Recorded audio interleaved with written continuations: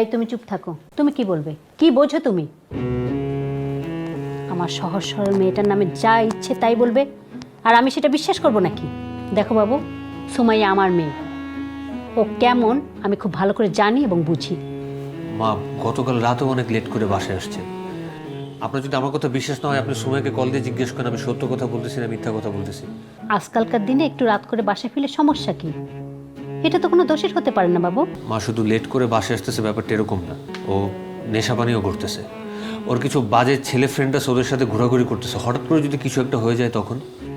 এবার বুঝতে পেরেছি তোমার রাগের কারণটা কি। তোমার তো কোনো স্ট্যাটাস নাই, বেশাদ জীবনযাপন করছো। তুমি তো 3 বেলা খাও, অফিস করো আর ঘুমাও। আমার মেয়ে তো এভাবে রসকসবিহীন জীবনযাপন করবে না।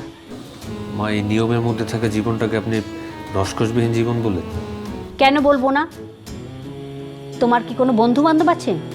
কালকে আমার মেয়ের বার্থডে গেল, বন্ধু বান্ধবের সাথে একটু মজা করেছে, স্ট্যাটাস মেনটেন করার জন্য কিছু একটু খেয়েছে, আর সেটার জন্য তুমি কি না আমার বাড়িতে বিচার নিয়ে এসেছো? আচ্ছা, ছেলেটা এত করে যখন বলছে। তোমাকে কিন্তু আমি শুরু থেকেই বলেছি কথা কম বলতে। তুমি এখান থেকে যাও তো। আচ্ছা ঠিক আছে, আমি আর কোনো কথা বলবো না। তোমাকে এখান থেকে যেতে বলছি, যাও তুমি, যাও। কোনো কিছু তো বোঝেই না, কথার মধ্যে খালি ইন্টারফেয়ার করে।